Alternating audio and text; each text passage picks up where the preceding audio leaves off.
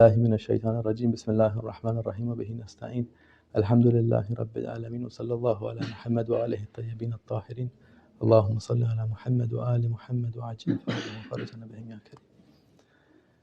Tawbah is something unique. It's found from the lowest of creatures to the highest of creatures, something that's existed. There's a narration that Shaitan himself came to one of the Anbiya and wished and said, I want to perform Tawbah. See that? And Allah subhanahu wa ta'ala through that Nabi told Shaitan, if I'm not mistaken, Musa alayhi salam, told Shaitan, I'll accept your Tawbah. Go to the grave of Hazrat Adam and do sajda onto that, and I'll accept your Tawbah. You see that? And Shaitan, of course, didn't do that. So we see that Tawbah is something that the worst of creatures, Shaitan himself, is someone who's occupied in. But we also see it as something that the best of creatures is occupied in as well. The Holy Prophet himself is somebody who would recite after each gathering, astaghfar, after each gathering. You see that? In some narrations, 20 times, astaghfar. So, Tawbah is unique, that it's something that's done by the worst of creatures and the best of creatures. You see that? Tawbah in of itself has to be understood appropriately. Otherwise, if we understand it inappropriately, it'll make a whole lot of sense why this guy is doing it, and it'll make absolutely no sense why the Prophet is doing it. See that? Does that make sense? At max, we might think that the Prophet's trying to teach us. The Prophet crying and supplicating, and Amirul Mu'mineen crying and supplicating, Na'uzubillah, it's quite a big of a put down if we consider that he's just trying to teach us and that's it, isn't it?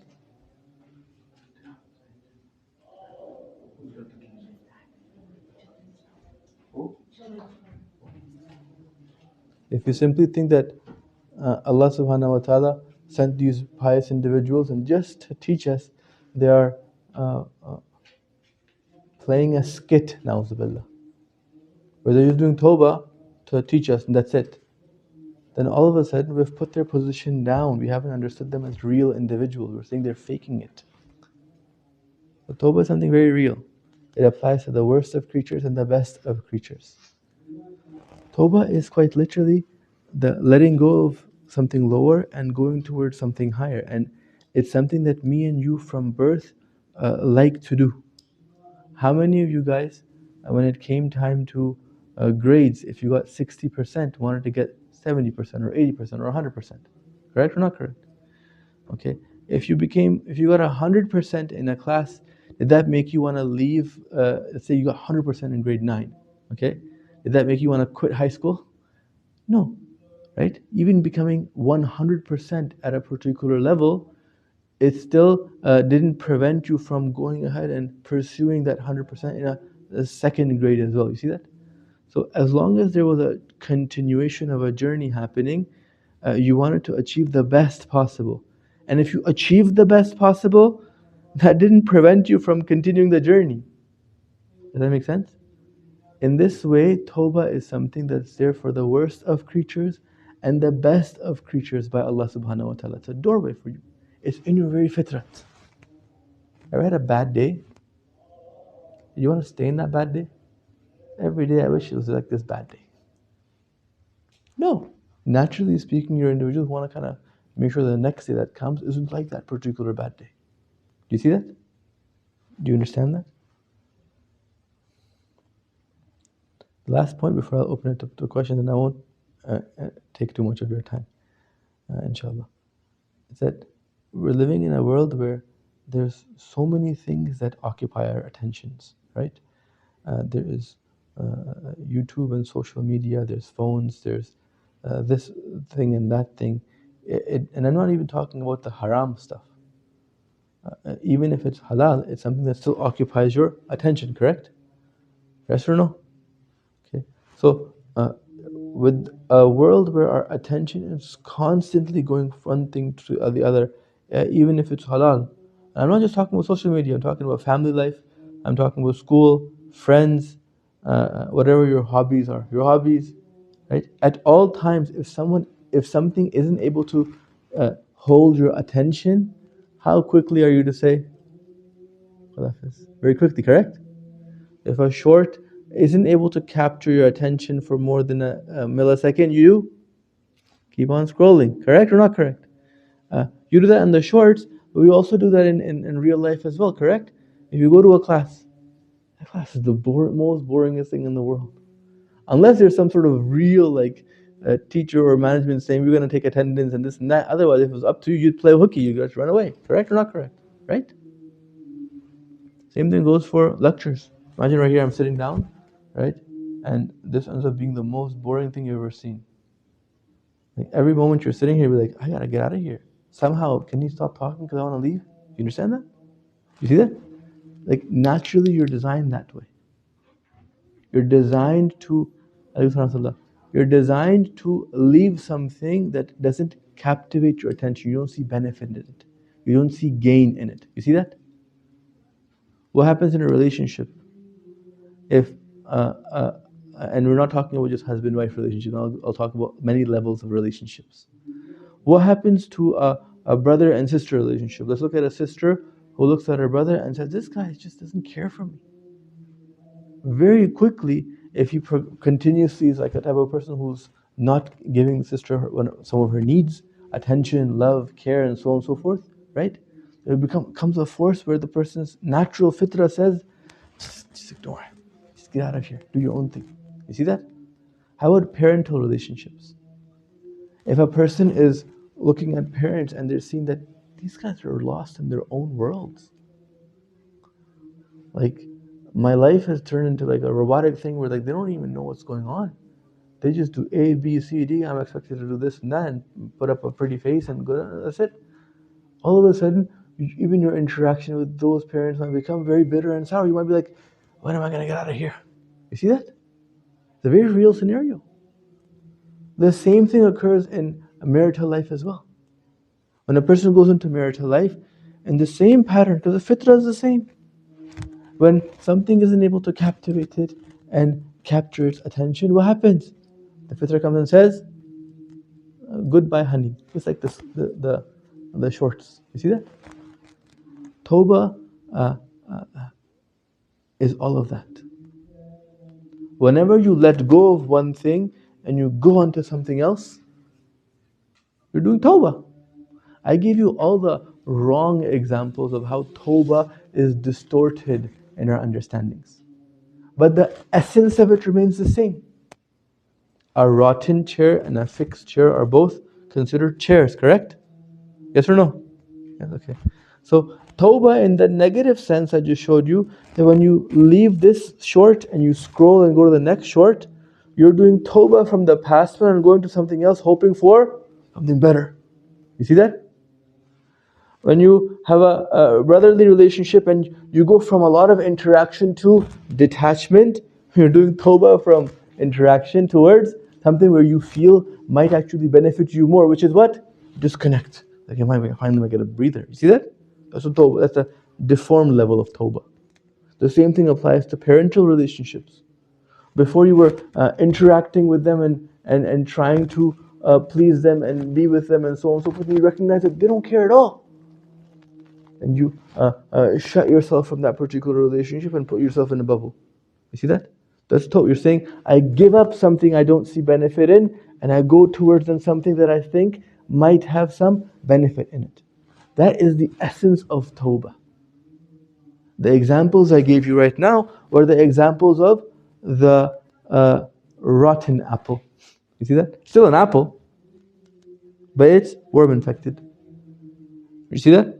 An apple, what is an apple? It's round, it attaches to a tree, it's a fruit and so on and so forth. Can you say that about a rotten apple? Yes, it's round, it came from a tree and so on and so forth. You see that?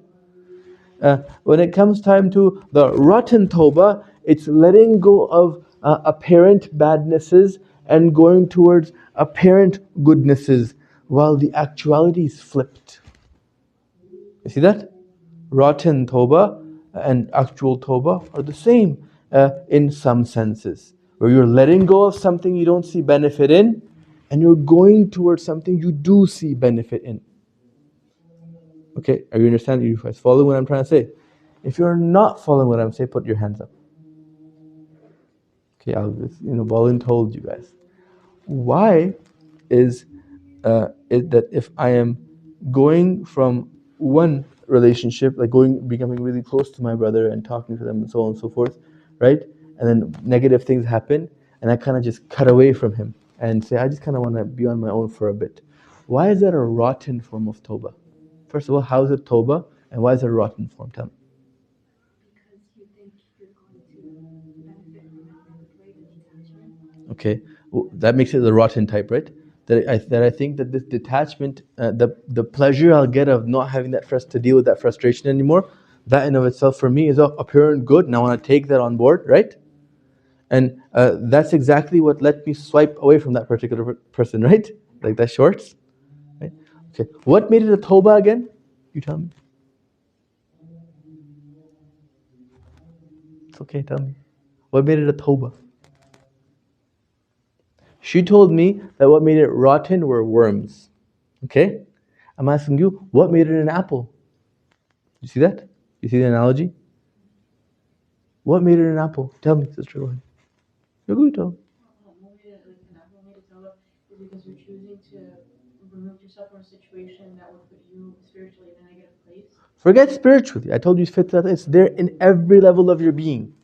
In every level of your being, Yeah. in a negative place. So I don't want to, anything you see negative, you want to let go and you want to go towards positive, right? Anybody want to become bankrupt? No. Even financially, it's there. Did you see what I'm trying to say? Toba is a reality that's in our fitrah. Whatever we see as bad, we want to let go, and whatever we see as good, we want to go towards. So Toba is the letting go of bad and the attaching to good. You see that? It's a very fitri thing. It's when does it become rotten? What did she say? When the thing you're attaching to is not actually good. It's apparently good. Let me give you some examples. Salawat, please. Allahumma salli ala Muhammad wa ala Muhammad wa ajal. And I say salawat because it helps me kind of focus too. It's not just for you guys. Someone knocked on the door. I hope we're not locked in here. You go ahead, take your time. Okay. So if I have your attention back up over here, okay. Toba is something, what makes it rotten, what makes this apparent thing bad. Imagine this. A husband comes home and he sees that he's not really good at communicating with his wife. Okay? And each time they get into an argument and a fight. Okay? And then he decides, I'm just going to ignore her. I'm just going to come home late. I'm going to take extra shifts, come home late. When I'm going to try to come home when she's already asleep, right? And then in the early morning too, I'll leave early too. I'll go hang out with my friends instead. Well, he's giving up what? He's giving up what, that fighting and frustration at home and communication, right? And he's going towards what? He's like, I'm with friends, at least I'm not fighting and frustrated. That's better than that, right? So he's taking that particular thing. What happens when you continue that over 10 years? What happens to that relationship? It dies. You see that? It completely died. There's no way of bringing that thing back. They've put like 50 rotten worms in this apple now. When there was one or two worms, if you were to go and actually fix it, even the touching of worm is hard, but if you were to take it away and just fix that piece up a little bit, the rest of the apple still is safe and usable, correct? You might not eat it, but at least animals can eat it. But if you leave that particular worm and you put more worms in it and just watch it, all of it becomes rotten. You see that? Do you see that? The thing which makes this taking of this apparent goodness rotten is when we consider that in the long run, in actuality, is this something that was actually beneficial or not? How many people love to get poked with something really sharp, stabbed? Probably no one, right? What if I told you many people give money for it and stood in lines for hours and hours for it? Like, what? Where? I said COVID shots. They were poking you with a needle and putting some sort of injection in you, right? Many people stood in lines for it for a long time. Did you see those lines? I saw those lines. Why did they do that? Because they recognize that even though it's a very difficult thing, these shots, poking me with something really sharp, right, that makes me bleed even a little bit, right? But they took that hardship because they recognized in the long run it's still better than, I got COVID. Does that make sense? Okay. So Toba is fitri. You don't need me to tell you what Toba is. You already do it in every level. Every moment that you let go of something you don't like, if you're buying a new purse because the old one isn't really fitting the things that you need to fit, or doesn't look the way you like it, you're doing Toba. You're letting go of something you don't see benefit in and going towards something you do see benefit in. You see that? Having said this, now we'll go to the next phase of your questions, inshallah. Salawat, please. Allahumma salli ala Muhammad wa ala Muhammad wa ala. Go ahead. Go ahead. Would you also say it's in our fitra to only go towards the good Toba instead of, I guess, the wrong Toba? No, what's in our fitra is to go towards what we see to be good. And how do we differentiate? Very good question. How do you differentiate a rotten apple from a real apple? If I was to give you a on-paper description of the two, say this is from a tree, it's circular, red color is red, right? Can you differentiate between them on paper? Not unless you say one is Unless I label it, correct? But your question comes back to how do you label, correct? You see what I'm trying to say? Okay. When there's a worm inside an apple and it hasn't come outside yet, have you seen those apples? Worm is inside, but it hasn't rotted it to the core where you can see from outside. Have you ever had like those fruits or something that you open it up, there's a worm inside, like a fig? Ever had those before? I grew up There's with a lot in the peaches.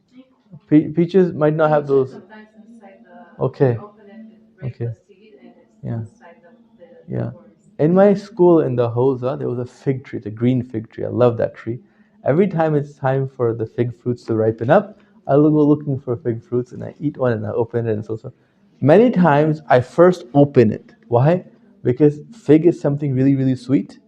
And you will notice that everything really sweet attracts some sort of thing that likes it too, other than me. You see that? I'm also something that likes it, but other things like it too and attracts it. You have to understand, haqq attracts batil. Every purity and every goodness in of itself, in its nature, attracts a deviation and corruption, just because of it being good. And that's why it requires protection. See that? Well, why do they seal this in a particular way with this canister and so on and so forth? Well, because it's pure, it's good. See that? That protection of it is based on the value of that which is inside of it. Correct or not correct? Anybody gonna put gold in a plastic bottle like this and just put it around stores? Probably not. See that? They put it around cages. Why? Because it attracts thieves. You see that? I own a computer store in Kingston, Ontario. Okay, in the computer store, our windows have grills to it. Why? Because what's inside is really beautiful. It's computers and gadgets, and that attracts a lot of thieves. So the more pure something is, the greater the danger of the thieves is, and hence you'll find more protective mechanisms there. So when you're saying how do you differentiate the two particular apples, right? First and foremost, you have to understand how important of an apple am I talking about? Am I talking about letting go of one book and going towards another book? Or am I talking about letting go of one relationship, marital, halal one, and now going towards something else? You see that? Huge difference between the two. Which one do you think is going to attract more problems and more worms? Well, the one that's worthy of the worms. You see what I'm trying to say? Okay. So understand that in human life, does anybody know of anything more important than relationships? When somebody gets a career, and let's say someone tells you, you have a button in front of you. You press button, and press this button, and all your relationships go away. They all die. And you press this button, your career goes away. Which one are you going to pick? You're going to say, let that go away. I want my family relationship. Yes? Okay. the closer and the more valuable something is, I told you, the more it attracts the worms and the bugs. You see that? So there are some great bugs that come to relationships. And how do you identify them?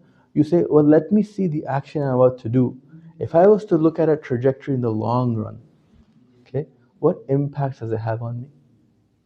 If I cut ties with my brother, if I cut ties with my sister, if I cut ties with my parents, if I just don't address the problems and don't communicate towards solutions, and I just become a pressure cooker, what happens to a pressure cooker when you just keep adding pressure in it? It goes pop. You understand that? So if you're like, I see, talking and communicating and solving the problem is a little bit of frustration, a little bit of pressure, but ignoring the problem is, which one's better? In the short term, okay, becoming a pressure cooker before the blow up is better because you don't have to worry with the steam, you don't have to worry about the pressure, it's just in the cooker, right?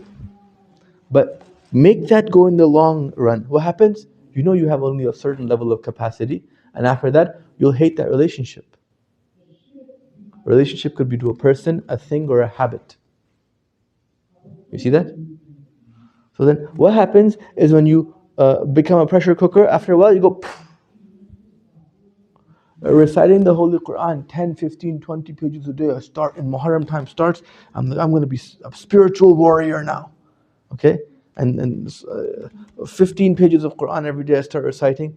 Clearly that's too much of me. Why? Because what happens is I do that for one day, the second day it's like, don't really want to do it, but I just do it the third day, and then become a pressure cooker. I don't touch the Quran for the next year. The Ahlul Bayt talk about the idea that if you're going to do something good, keep it little but consistent. Why?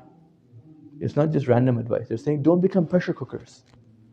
When you're keeping it little and you're with this idea that you're able to sustain it, it doesn't end up turning you into a pressure cooker such that you blow up and you let the whole thing go. Let's take that same concept towards relationships. In the same particular way, you can understand that, well, maintaining relationship, how close you should be to somebody. Okay? Brother, sister, halal friend, parents, siblings, children, all this stuff. How close should you be to somebody? Well, it depends upon how much pressure you're getting from it. If you're getting a lot of pressure, okay, without understanding the problem and coming up with a mechanism, if you're constantly in their face, what happens? Boom, boom, boom. What happens when you put petrol and spark together? What happens? Right? You see what I'm trying to say? So the aql comes to understand, I can't cut away completely. Okay? I can't. My plan of action is not to cut ties, but it's also not to be in their face. It's to appropriately assess what the actual problem is and how can I go about actually communicating a solution there. You see that? So how do you identify a rotten apple from an actual apple? What did I just tell you?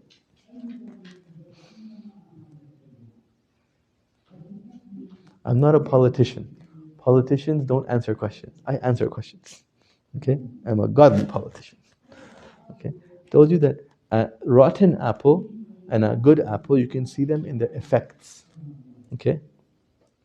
When you consume a rotten apple, you get sick, correct? And if you consume a good apple, you get stronger, correct? If you were to consider whatever you're going towards, okay, and see in the long run, where does it take me? Does it lead me to becoming sicker or better? You see that?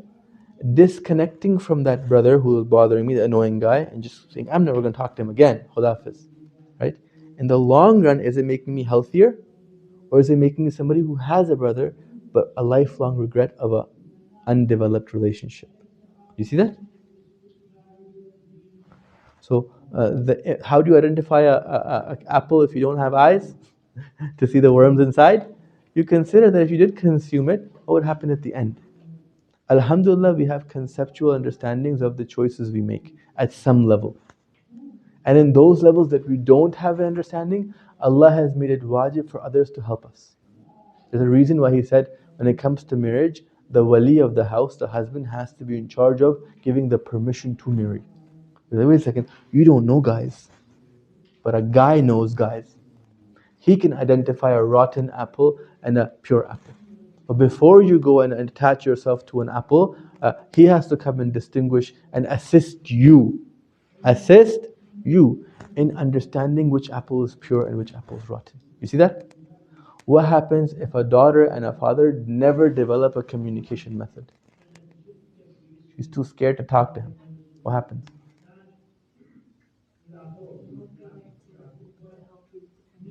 You won't be able to use that tool. The tool that Allah has placed. You see that? Okay, did I answer your question a little bit? Okay, alhamdulillah. Is there any other questions?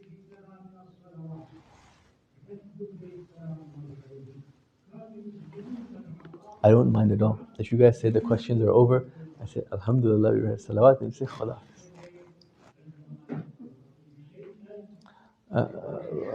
And by the way, ask questions that you yourself genuinely will benefit from. Don't ask the pre-planned plan B questions when no one else is raising their hands. Go ahead. I did have a question, like as you were talking, and how you said something about like when you're like in an argument, like you shouldn't always, like find a proper way to communicate. Like with family members, like sometimes if they're older than you, not saying their parents, but it's like more difficult. How is there ways to like still be respectful, but like have a proper way to communicate with like your sister and Islam, stuff like that, Sure. in like a proper way, but like not making it like Okay. bad. Really good. When you bring petrol and a spark together, right? If the spark loses its spark or the petrol turns to water, in both cases, does not happen, right? Right? Okay. When you have two individuals coming together, if one person diffuses or recognizes that they're about to come a little too close to each other, they gotta separate a little bit, or the other person recognizes it. If either one of them recognizes it, they can prevent a, correct? Can you read their mind? But do you have an understanding of your own mind? And do you know typically in what scenarios and what patterns you end up? Yes. You know how? Because Allah gave you a recollection. He gave you memory of the past. Close your eyes for a second and remember the worst fights you've had. Okay? Anybody like, oh my God, it's blank. It's blank. There's nothing here. Nothing comes to mind. Anybody say that? Anybody here? No, not possible. You know why? Because Allah didn't let that happen. He made sure that you have an accountant up there keeping tabs. See that? Shaitan comes and uses the accountant for the wrong reasons, and Aqil uses that accountant for the right reason. I know how and when I've boom. So I know patterns. I know myself that if right now in this situation I go and I say, what's up, brother? It's going to be a problem. Right? And if I do go ahead and say, what's up, brother? And it ends up becoming a am I to blame for that or not? Especially after recognition that if I keep doing this, something bad is going to happen. Allah subhanahu wa ta'ala has given us the aql to recognize our own patterns. And understand that in our relationships, we got to figure out where the a point of no return is. And make sure we stay away from that. And the moment we're getting close to that, that's a good time to keep swiping. Not right now, let me go for a walk. Let me do something else. Let me let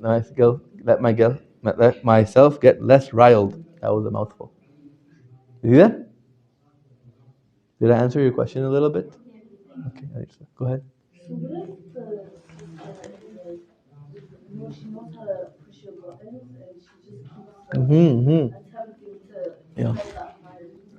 Why do you think God put that sister there? Because God's like, I just want to see. I like frying things, eggs, halal bacon, and this person. You think God like woke up and said, I like frying things. See you frying. No, clearly not. But He places for us around us individuals. Before marriage, it's our siblings. After marriage, it's our spouses and kids. You know why they know how to press the buttons? Imagine I gave you who has dealt with the Poco phone before? Nobody? Great, I'm the only one that has. The phone recording right now is called a Poco phone. Okay? If you've never dealt with it and I just hand it to you, it has a bunch of buttons on it and so on and so forth, would you know exactly which button to press to do what? No, right? Who would know that? Me. Somebody who's close to it, correct? Guess who would know how to press your buttons? A stranger outside? That friend who you only see once a week? That school fellow? That says, oh, sits over there, just looks at you like this and that's about it? No. It was the person living in the bedroom with you or the one beside you. You see that? You see that? So why does Allah do that? Why does He let us know our siblings or our spouses? Why? Because what happens is when we get angry, we know exactly what to say, right? Right? If you never bothered your sibling or your spouse because you just didn't know how to bother them, is that a merit? I'm sitting over here, I'm saying, aren't I so good? I didn't rob a bank in the last hour. You're going to tell me, say, there was no bank around. Yes or no? Yes or no?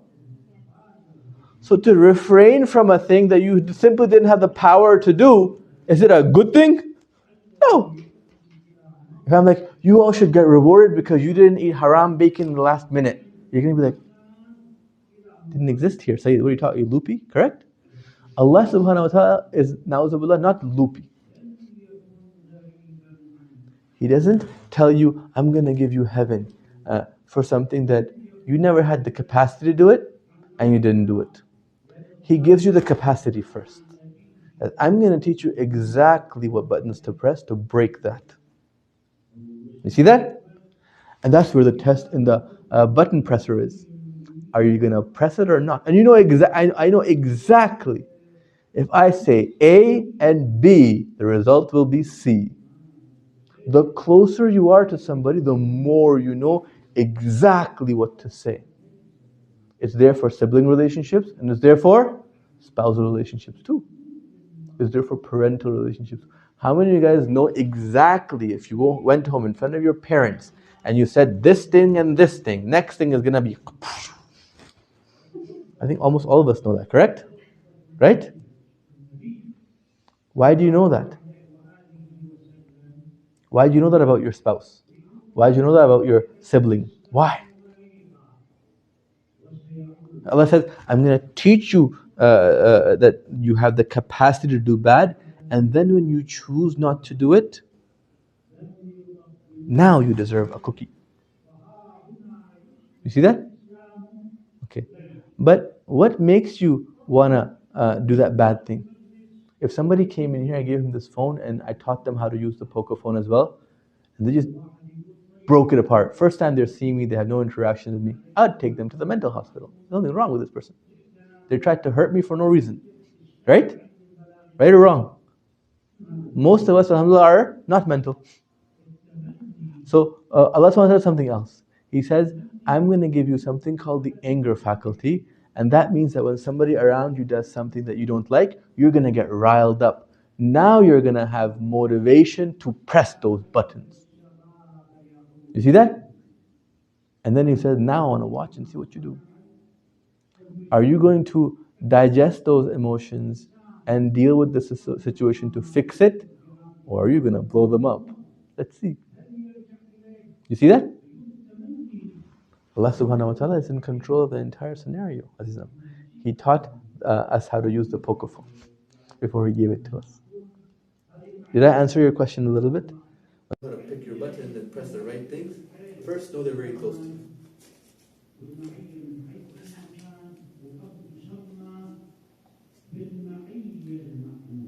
What does that mean? You don't know?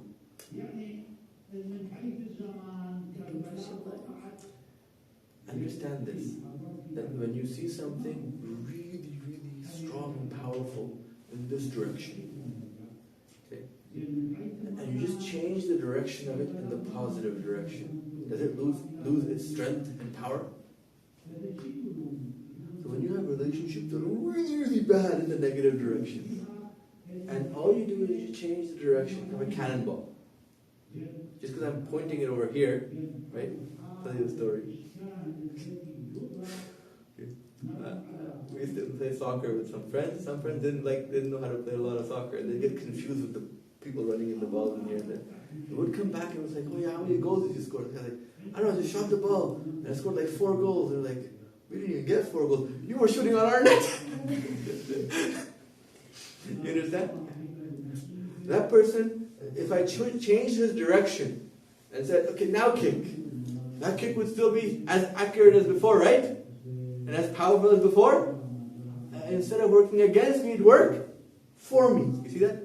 Those individuals who are very strongly capable of pressing your buttons are close to you. What that means is if you're able to fix those relationships, they're your best allies in growing. You see that? Guess which relationship shaitan will make you want to never fix is that one. You see that? Why? Because shaitan wants to fight you alone, not with friends. Is it easier to fight with you when you're alone or when you have friends? Is it easier to bring you down when you have no support system or when you have a support system? You see that? Understand that situation. Did you understand that point? Okay. Any other questions?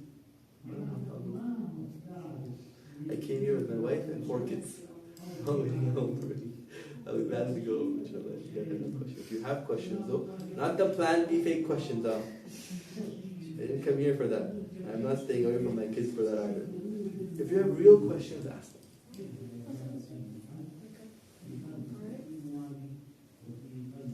If we don't have any more questions, we'll just end with the salawat.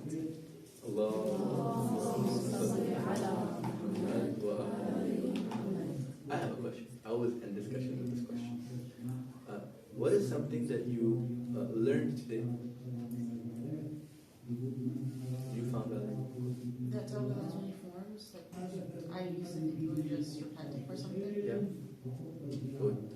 Toba is like an apple, could be rotten or pure.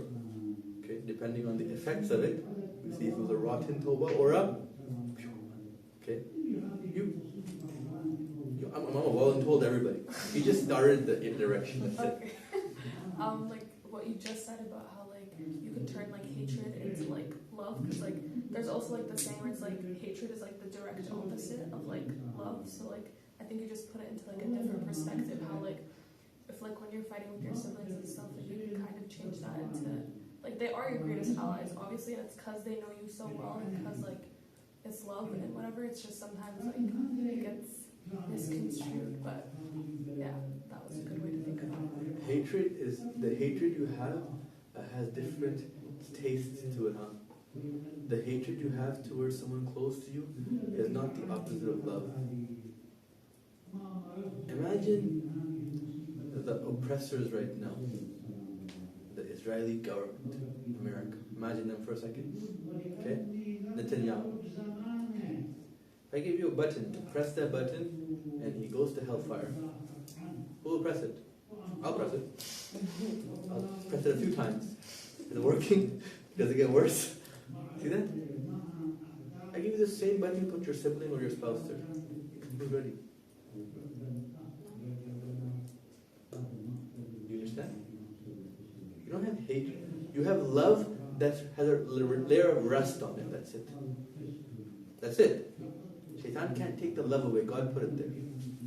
And Shaitan is not strong enough to remove something that God places. But all he does is changes your perception and makes that love have a little bit of rust to it. That you think it's garbage. You see that? It's not garbage. All I'm saying is polish that rust. Sister, what did you learn today? You in the back, yes. What did you ask me? What did you learn today? You were part of the discussion today. Whether you like it or not, what did you learn today? Yeah, I came in the middle No, you of the didn't. subject, but You did not. I saw your facial expression change from very confused to less confused. So you must have done something that made it less confused. So what happened? What did you learn today? about Toba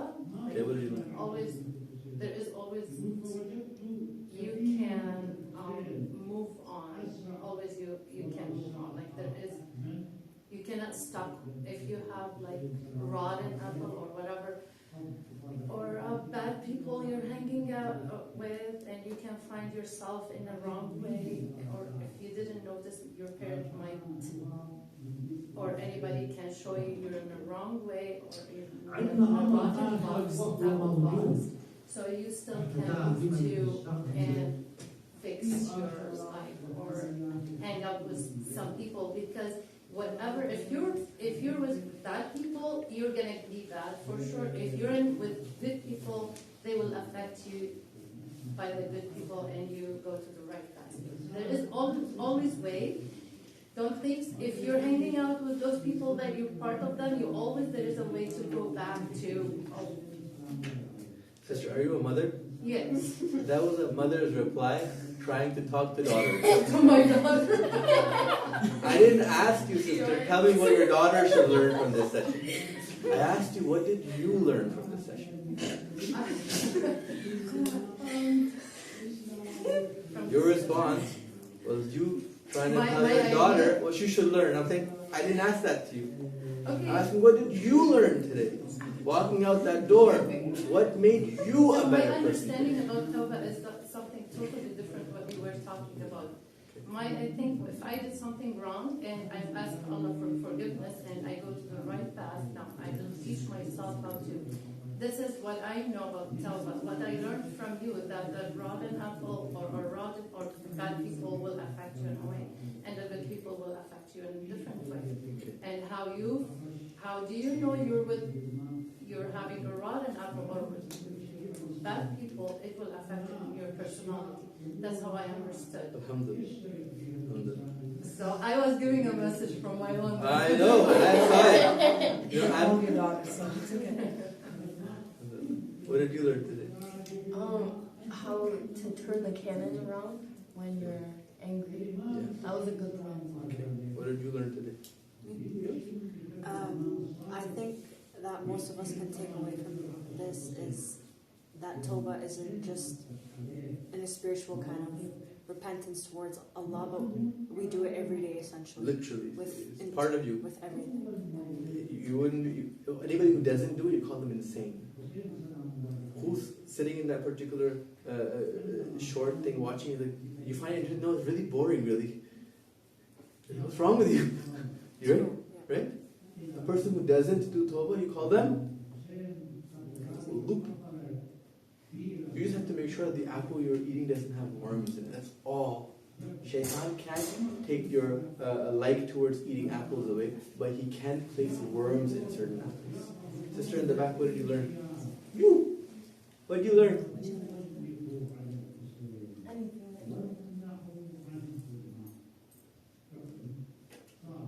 You could say, I learned nothing. That's okay.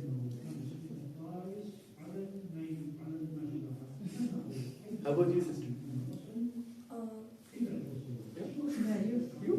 I learned about like how there's patterns to everything, like kind of like when you're answering our questions, how you said there's like a pattern you can see, and when you realize that pattern and you continue to be angry and press those buttons, it's really bad. And I realized it's something I can think about and improve on, inshallah, by like realizing that like I shouldn't go out of my way when I'm angry to press those buttons and cause more of a problem and conflict. Inshallah, Allah shows you those buttons because that's exactly what the test is, right? If you didn't press them because you didn't know they existed, then so what, right? It's only valuable when you know you could press them, but you didn't. Very good. What did you learn, sister? I learned how it's easier for shaitan to get to you when people are closer to you versus if you don't want to be close to you. What did you learn, sister? We missed the lecture. You learned that discussion sessions could be two ways. Questions. What did you learn? It's okay. It's okay to say I didn't learn anything. You can say that. It's completely fine to say that. I learned that like today's lecture was something about Toba. Okay? That's really good, mashallah. Help helping others communicate and voice what they're feeling is extremely important. Go ahead, sister. What did you learn? Me? Yes, you. Well, I learned I have a lot of bright girls here. I just came, I'm not sure what the lecture was on. The recording that I'm doing, I told the sisters in the beginning that some sisters couldn't make it here in person. I teach some sisters groups in Toronto and other places, and they asked me to record the session on Toba so that they could benefit from it too. Perfect. So I'll share it with some of the administration here. If they wish to, they can share it with you guys as well. Perfect. What did you learn? That even like in our fitra, it's we go towards what we think will benefit us, but it's only what we think. We still have to differentiate between what would actually benefit us and what is not going to benefit us in the future is bad. And to do that, we have to. And I think Sada talked about looking back in the patterns and using those patterns, and then also looking into the long term. Yes. And then seeing how things are going. And making sure you use all the tools available to you, internal and external. So looking at the pattern and looking at the impact in the future is all internal.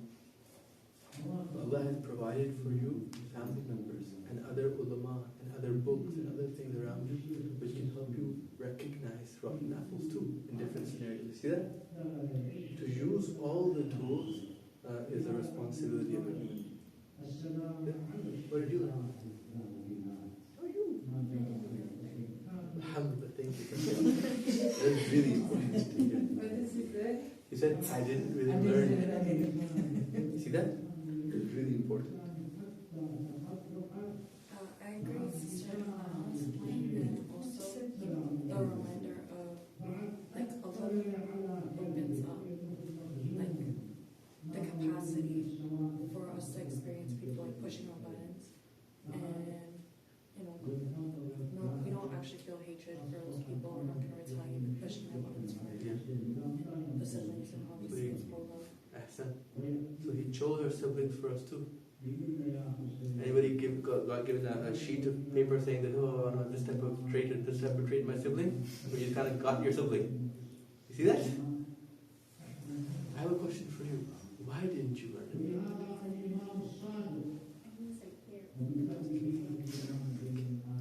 How much of the lecture was here for? That was it. I'm sorry, inshallah. Maybe it could have been a way that I could summarize things at the end. That's why you guys coming in. This is important for me, not for you guys.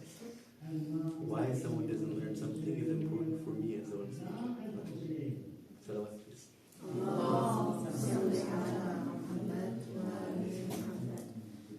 Take your guys' leave. Permit me, I'm going to take my leave soon, inshallah. Thank you so much.